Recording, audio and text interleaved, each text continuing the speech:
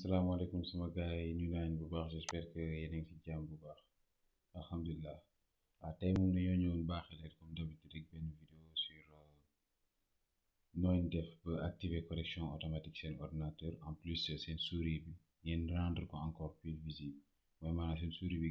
ngeen gën ko yokk leeraay bi ngeen gën a yokk leeraayam bi quoi incha allah donc d'abord balaa ñoo tàmbalee dañ leen di wax ngeen toog jusqu'à la fin xam nga pour ngeen a bénéficier aussi expérience bi quoi parce que comme d'habitude rek soo leen ñëwee yërundu dellu rek amul sens quoi d'abord si bureau bi la ñuy dugg ñu wàcc paramètre la ñuy dugg suñu duggee paramètre ñu ñëw fii moo gën a yomb daal da ngay ñëw nga tapé correction automatique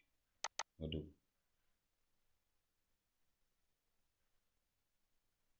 xaaral mu chargé voilà exactement soo egsee fii correction automatique yéen déjà seen clavier bi je pense très bien ni lii yëpp nañ koy activer mais au-dessus de ça mooy ñetti suggestion yi ngeen di gis ni fii ñu ngi gaaw a activer donc yooyu ngeen di activer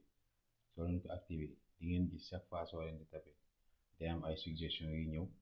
te da leen di corriger faute yëpp en même temps aussi ñett yi ngeen koy activer soo leen paree ngeen ñëw fii paramètre avancé de clavier ñaar yi ngeen di gis ni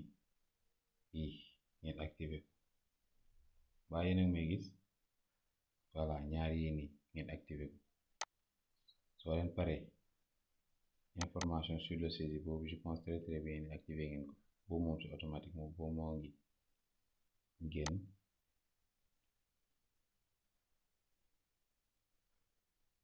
am na boo xamante ne boobu moom dalay voilà gis nga améliorer la visibilité de la sélection de mon clavier ñu dugg foofu suñ fa duggee dañuy wan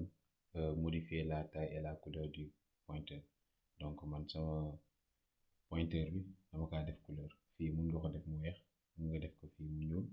fii day am noir blanc fii couleur bu la neex ngay xool quoi nga jox ko taille bi mun nga ko yokk gis ngeen souris bi mu toll mun ngeen ko wàññi voilà mu toll nii c'est bon mun ngeen changer couleur bi def ko noir gis nga day noir ngeen yóbbu ko fii mu nekk rouge gis ngeen donc gis ngeen fii am na ay couleurs yu bëri yéen xool lu la arrangé rek fii mun nga jël couleurs yi y'en a beaucoup quoi donc nii la pour améliorer taille souris bi mais tamit seen souris bi vitesse bi parce que vitesse daf ci bokk sinon travail yeneen doo leen ko mën quoi am na yeneen travail yoo xam te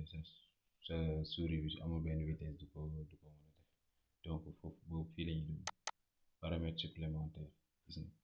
vitesse du curseur ñu yokk ko gis nga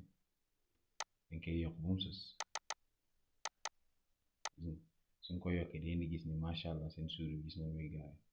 ngay laal tuuti rek mu dem macha allah gis ngeen mun ngeen dugg tamit fii union supplémentaire boobu tamit am na souris boo leen di yokkaat double clic bi genre tout ça comprendre moo ngi nii daal en tout cas daal c'était l'essentiel